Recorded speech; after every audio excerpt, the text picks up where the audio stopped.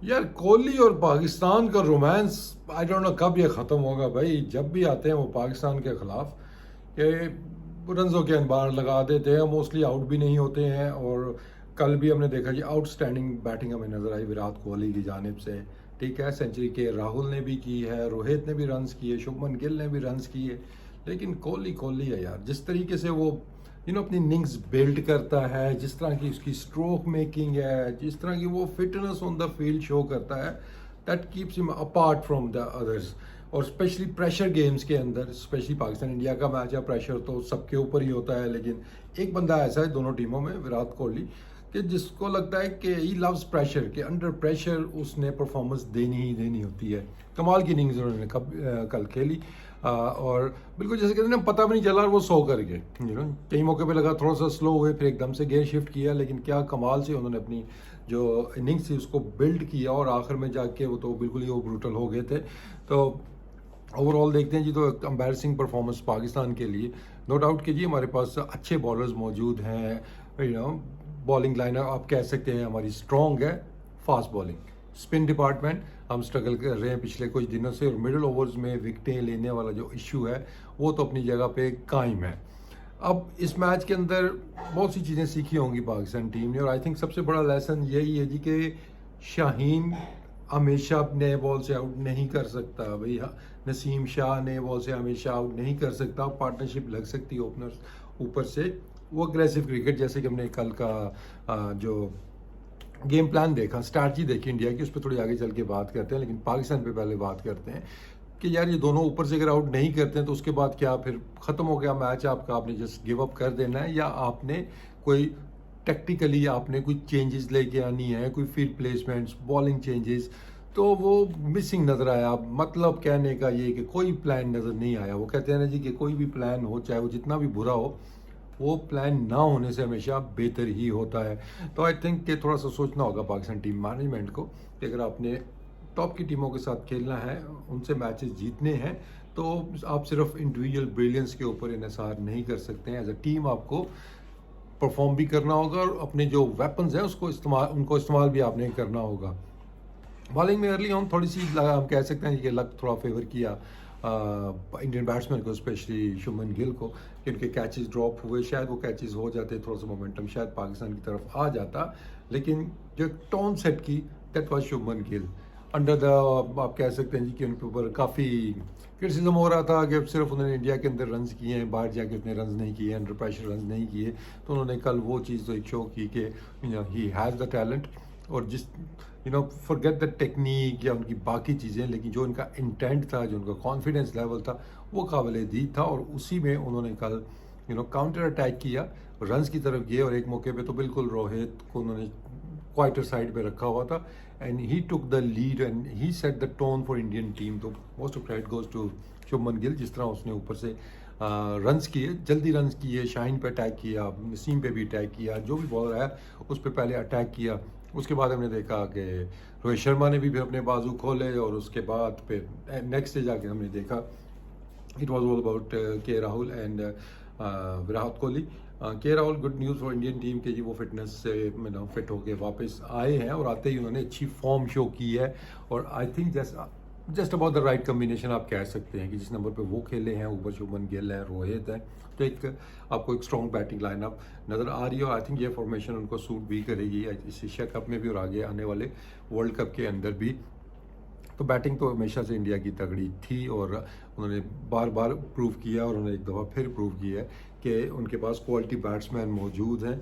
और सिर्फ क्वालिटी नहीं, मैं अक्सर ये बात करता हूँ कि ठीक है, क्वालिटी बैट्समैन तो हर टीम के पास 2-3 होते हैं, लेकिन बड़ी इनिंग्स खेलने वाले अच्छा 30-40 नहीं। हमने देखा है कि इंडियन बैट्समैन कब उनको मौका मिलता है, 100, बड़ा 100 या 200 भी जाते हैं ये प्लेयर। उनके देखा अभी डबल सेंचुरी अभी हमने रिसेंट पास में देखी हुई है। तो दैट्स एन अदर क्वालिटी जो उनको थोड़ा सा बाकी टीमों से डिफरेंस करती है, कि इनको अच्छा स्टार्ट मिलता है तो कन्वर्ट करते हैं और अच्छी पेस के साथ जाते हैं।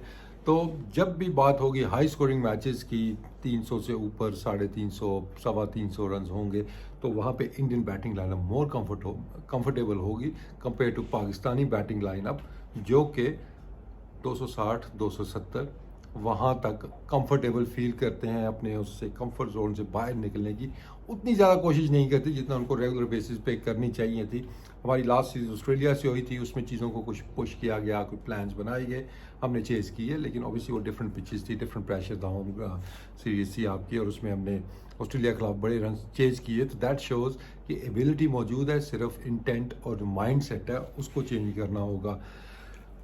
बैटिंग में क्या प्लान था जी, कोई नज़र नहीं आया कि आप 350 रन चेज़ कर रहे हैं, तो नॉट अ सिंगल बैट्समैन किसी ने इंटेंट आगे शो किया हो कि हम ये मैच जीत सकते हैं। लग ऐसा ही रहा था कि शायद हम बैठे इंतज़ार कर रहे थे, दुआएं कर रहे थे कि यार बारिश ही हो जाए, और अचानक से मैच शुरू हो गया। जब आपकी बैटिंग आई तो आप प्रिपेयर्ड ही नहीं थे, आप अंदर गए हैं कि आपके मोस्टली जो बैट्समैन स्पेशली टॉप ऑर्डर के हैं, स्लो स्ट्राइक रेट से वो खेल रहे हैं, और आउट भी जब हो रहे हैं तो मोस्टली वो डिफेंसिव शॉट, छोटे छोटे शॉट खेलते हुए आप इतना बड़ा टारगेट चेज कर रहे हैं, तो you have to go for it कि यार हम कोशिश करते हैं जहाँ तक हम चले गए। तो उसमें क्या है कि आप अटैकिंग शॉट खेलते हुए आउट भी हो जाएं तो इट मेक सेंस कि यार 350 रन चेज कर रहे थे तो आपको जाना ही जाना था। लेकिन इस स्ट्राइक रेट के साथ 50-60 did not make any sense to me. तो आई थिंक हमने बस गिव अप कर दिया था ब्रेक के अंदर ही कि ये रन हमसे नहीं होंगे, तो वो इंटेंट नज़र नहीं आया। But nothing to take away from the Indian bowlers. कल जिस तरीके से बॉल तो सांप ही बनाया हुआ था, शुरू में हमने बुमराह को देखा और उसके बाद सिराज का बॉल भी अच्छा खासा हिल रहा था, ठीक है, but you have to counter attack that. India को हमने देखा, शाहीन उनको तंग कर रहा था, नसीम उनको तंग कर रहा था, वो प्लान लेके आए, एक स्ट्रैटी लेके आए कि यार हमें अटैक करना है, फुटवर्क यूज़ करना है, निकलना है क्रीज से। हमने कोई इस तरह का टैक्टिक नहीं किया, हम क्रीज में जुड़े रहे, बस वेट करते जी कि हमें खुद ब खुद की बाउंड्री मिल जाए। तो इस तरह तो फिर 300 प्लस वाले रन नहीं हो सकते, आप चेज़ नहीं कर सकते। तो काफ़ी डिसअपॉइंटिंग बैटिंग का डिस्प्ले है मेरा, कोई इंटेंट नज़र नहीं आया, कोई उस तरह की एक कोई होता ना स्पिरिट नज़र नहीं आ रहा था कि हमने बस गिव अप कर दिया था। तो आई थिंक वो उसकी वजह से ज़्यादा मतलब डिसअपॉइंटमेंट हो रही है अक्सर लोगों को, और हमें भी हो रही है कि ठीक है, हार जीत मैच का हिस्सा है, टीम ने जीतना होता है, लेकिन आपकी जो एफर्ट है जो आप वो डेफिनेटली काउंट करती है, और वो चीज़ पाकिस्तान ने मिस की है। टेक्निकली बहुत मिस्टेक्स हमें नज़र आई कि हम बॉलिंग के साथ हम बहुत ज़्यादा डिफेंसिव चले गए, हमने विकेटें लेने की कोशिश नहीं की है। जहाँ पे 2 स्लिपें होनी चाहिए थी वहाँ 1 स्लिप खड़ी थी, जहाँ पे 1 स्लिप खड़ी होनी चाहिए थी वहाँ पे कोई भी स्लिप खड़ी हुई नहीं थी। अगर 2 स्लिपें खड़ी हुई थी तो आपके जो बेस्ट स्लिप फील्डर्स हैं वो स्लिप के अंदर नहीं थे, कैचेस ड्रॉप होते हैं तो फिर वो फील्डर आता है जी। तो स्लिप में आप किसी को छुपा नहीं सकते इस तरह की कंडीशंस के अंदर, तो specially you need your best slip fielders जो कैचर्स हों, क्योंकि वो कैच पकड़ने के लिए खड़े हैं वहाँ पे और कैच आएंगे वहाँ पे। आगा सलमान आपका बेस्ट फील्डर स्लिप का इफ्तिखार, लेकिन हम देखते हैं दूसरे फील्डर्स वहाँ पे फील्डिंग कर रहे हैं, तो ऑब्वियसली फिर कैचेस तो उसमें ड्रॉप होंगे। तो आप इस तरह के वो नहीं कर सकते, अलाउ नहीं कर सकते ये चीज़ें, और दूसरी टीम इसका भरपूर फ़ायदा उठाती है। इसी तरह हमने कल देखा कि जब मैच रीस्टार्ट हुआ बारिश के बाद, तो उम्मीद थी कि बॉलर फ्रेश होकर ज़रा आए हैं, बैट्समैन थोड़ा सा टाइम लगेगा उनको, तो वहाँ पे कोशिश ये विकेटें मिल जाए हमें शुरू से, कोई स्लिपें शिपें लगा के कोई प्रेशर बिल्ड करते, तो वो तो हमें नज़र नहीं आया। स्ट्रेट अवे हम गए बैकफुट के ऊपर कि रन्स बचा लें, जब तक आउट नहीं करेंगे रन्स नहीं बचेंगे, और कल ऐसा ही हुआ कि विकेट एक भी नहीं मिली और रन्स का आप कहते हैं जी बाहर लग गया है। तो ये टेक्निकली ये मिस्टेक्स जो हैं ये बड़े मैचों में आपको हमेशा मैच हरवाएंगी, तो ये सीखना होगा हमारी टीम मैनेजमेंट को, इस पर बैठ के स्ट्रैटेजी बनानी होगी जी कि ये प्लान A B C कि शाहीन नसीम ने ऊपर से आउट नहीं किया तो मिडिल में हमें क्या करना है। ऑब्वियसली कंसर्न बड़ा है हमारा मिडिल ओवर्स का, शादाब की बॉलिंग जो है वो अप टू द मार्क नहीं है, और आई स्टिल बिलीव कि हमें एक एटलीस्ट फिंगर स्पिनर आपके पास होना चाहिए, लाइक्स ऑफ मोहम्मद नवाज। ठीक है, एक आध मैच उसका बुरा गया, उसको आपने साइड पे कर दिया, लेकिन चलें ठीक है, 4 फास्ट बॉलर वाली स्ट्रैटेजी पे तो मैं भी कहता हूँ, लेकिन 4 फास्ट बॉलर्स होने चाहिए आपके, ये नहीं कि बुराए नाम जो फास्ट बॉलर हैं आप उनको खिला के ऑलराउंडर के नाम के ऊपर, तो ये भी जाती है टीम के साथ। तो जेन्युइन फास्ट बॉलर आपको बैठा हुआ है जिसने आपको मैचेस जिताए हुए हैं, तो वो बाहर बैठा हुआ है, उसकी जगह आप दूसरे लड़के खिला रहे हैं। आई थिंक एक फिंगर स्पिनर उसकी इंपॉर्टेंस है, क्योंकि पावर प्ले में जब मार पड़ती है तो आप ढूंढ रहे होते हैं कि यार एक स्पिनर कोई आ जाए, फिंगर स्पिनर जो हमें 2-3 ओवर पावर प्ले के निकाल दे। तो शादाब तो ओबियसली पावर प्ले का बॉलर नहीं है, तो आपको एक finger spinner regular spinner team के अंदर ऐसा होना चाहिए, लाइक्स ऑफ नवाज जो कि स्पेशलिस्ट भी आप कह सकते हैं कि नए बॉल से वो काफ़ी बॉलिंग करता है।